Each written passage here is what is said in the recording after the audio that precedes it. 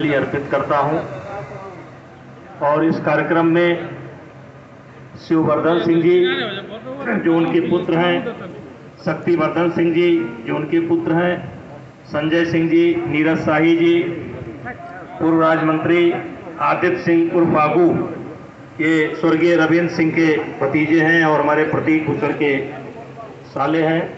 विनय शाही जी जो मेरे साथ आए हैं, अंगद तिवारी जी जो संचालक का काम कर रहे हैं, मुन्ना सिंह जो मेरे बेटे हैं, बेचन सिंह जी, सूरज सिंह जी, परीक्षित सिंह जी, वीर विक्रम सिंह जी, विकास सिंह जी, और कुड़ौली वाले तेरे नेता का नाम हो श्याम बहादुर सिंह, श्याम बहादुर सिंह जी, और हमारे क्षेत्र में सिपाही हुआ करते थे अभिमन्यु, उनका भी परिवार यहाँ पर है, और सभी सम्मानित। क्योंकि मैं सबका नाम नहीं जानता इसलिए मैं सबको हाथ जोड़ करके प्रणाम करता हूं। और मैं देर से आया, इसके लिए भी क्षमा मांगता हूं। मुझे देर से पता ही चला,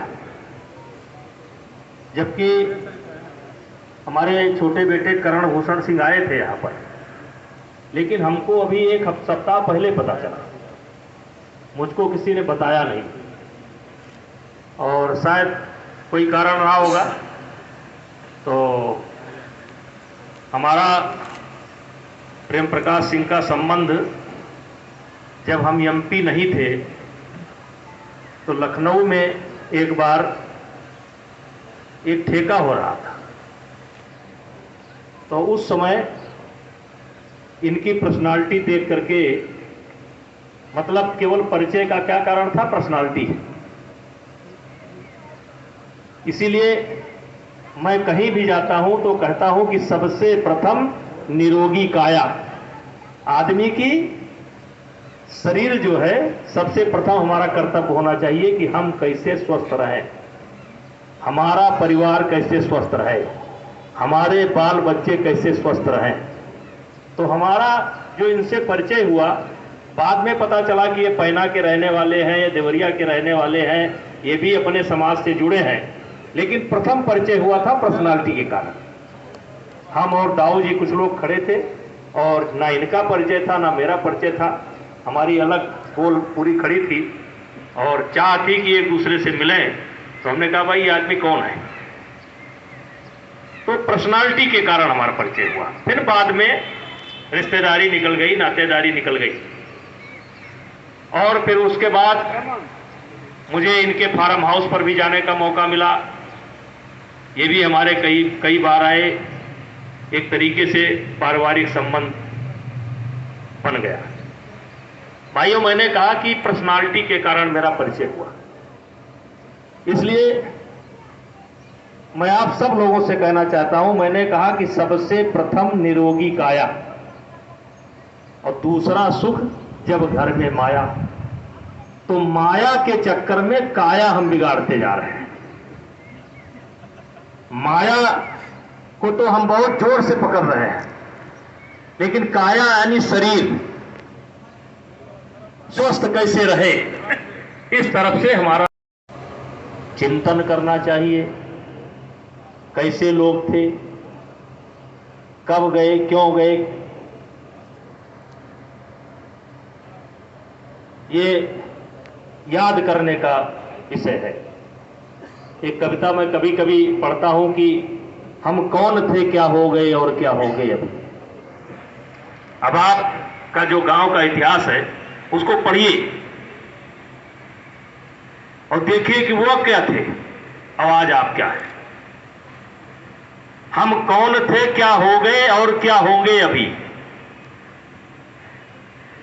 हम कौन थे, क्या हो गए और क्या होंगे अभी। आओ मिलकर के विचारें ये समस्याएं सभी। यद्यप हमें इतिहास अपना प्राप्त पूरा है नहीं, यद्यप हमें इतिहास अपना प्राप्त पूरा है नहीं, फिर भी हम कौन थे ये भी अधूरा है नहीं, फिर भी हम कौन थे ये भी अधूरा है। तो हमें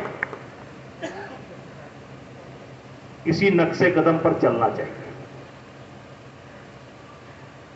जो हमारे पूर्वज थे, जो कुछ कर गए, किसके लिए कर गए, इसे बार बार याद करना चाहिए, एक बार नहीं याद करना चाहिए। इस गांव के तो पढ़े लिखे बच्चों के मुंह पर याद होना चाहिए, जबान पर होना चाहिए कि कौन कौन से इस गांव के शहीद हुए हैं। अभी शायद किसी से पूछिए तो कोई बता नहीं पाएगा एक दो नाम के बाद। ये आपके गांव के लिए इतना गर्व का विषय है, इतना गर्व का विषय है कि आपके जुबान पर होना चाहिए कि देश के लिए हमारे पूर्वज चले गए। आज ये जो आजादी मिली है ना, उसमें हमारी ये भागीदारी थी। ये याद करने का विषय है, इसको बताने का विषय है, इसको छिपाने का विषय नहीं है।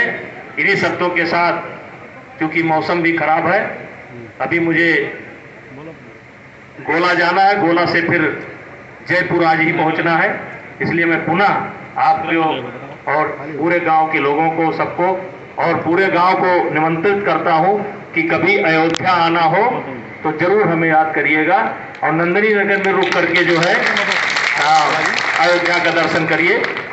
जोड़े रखिए अपने आप को। सभी नौजवानों से कहना चाहता हूं, जब भी कभी आओ संपर्क जरूर करो। और इन्हीं शब्दों के साथ पुनः अपनी श्रद्धांजलि अर्पित करते हुए अपनी बात को समाप्त करता हूं। बोलो भारत माता की, भारत माता की।